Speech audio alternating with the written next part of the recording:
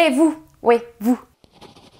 Aujourd'hui en France, les personnes handicapées se mobilisent massivement pour faire porter leur voix au Sénat dans une mesure d'envergure demandée depuis longtemps. Et avec votre aide, on a une chance d'y arriver. Cette vidéo dure 4 minutes top chrono et à la fin, vous aurez toutes les informations dont vous avez besoin pour comprendre cette loi et savoir comment nous aider, quel que soit votre âge et votre nationalité. C'est parti.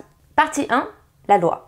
Cette loi concerne l'AAH, l'allocation adulte handicapé. L'AAH est une allocation mensuelle que touchent les personnes handicapées qui ne peuvent pas travailler ou pas suffisamment pour subvenir à leurs besoins en raison de leur handicap. Si la personne handicapée est célibataire, l'AAH est calculée en fonction de ses revenus. Si elle ne travaille pas, ou très peu, elle touche l'intégralité de l'allocation. Si elle travaille, l'allocation diminue proportionnellement à ses revenus jusqu'à complètement disparaître passé un certain seuil. Mais si la personne handicapée est en couple, alors le montant de l'AAH est calculé sur les revenus du couple. Et c'est tout le sujet de notre mobilisation.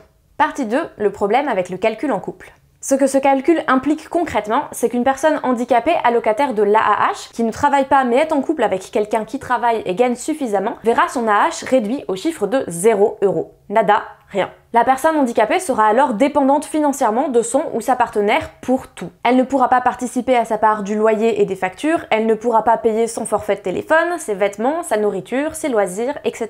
Si un jour le couple se sépare, la personne handicapée aura besoin de retrouver son allocation pour pouvoir chercher un logement. Mais pour retrouver son allocation, elle aura besoin d'avoir déjà un logement autonome, puisque dans la majorité des cas, la CAF refusera de reconnaître la séparation tant que les deux personnes de l'ancien couple vivront encore sous le même toit. Elle est donc bien souvent coincée dans une situation inextricable. Ces deux situations sont déjà très graves au sein d'un couple fonctionnel, mais elles deviennent d'autant plus dangereuses en cas de violence conjugale, car cela signifie qu'il est d'autant plus difficile pour la personne handicapée de partir et que son ou sa partenaire a tout le contrôle sur sa vie et peut, si elle le souhaite, décider de ne plus payer son forfait de téléphone, sa nourriture, ses vêtements, etc. L'emprise du ou de la partenaire sur la personne handicapée est donc décuplée par cette loi. Et de fait, en France, plus d'une femme handicapée sur 3 témoigne avoir été victime de violences conjugales, contre moins d'une femme sur 5 pour les autres femmes.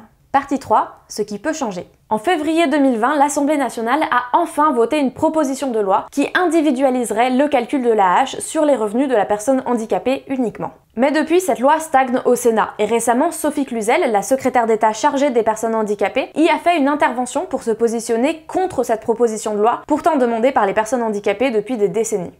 Partie 4, ce que vous pouvez faire.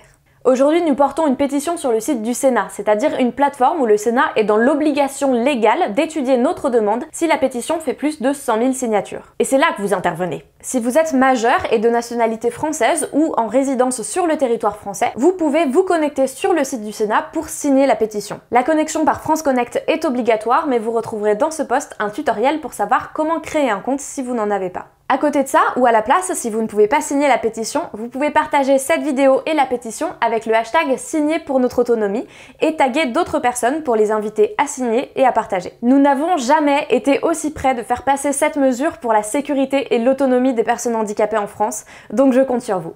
Merci!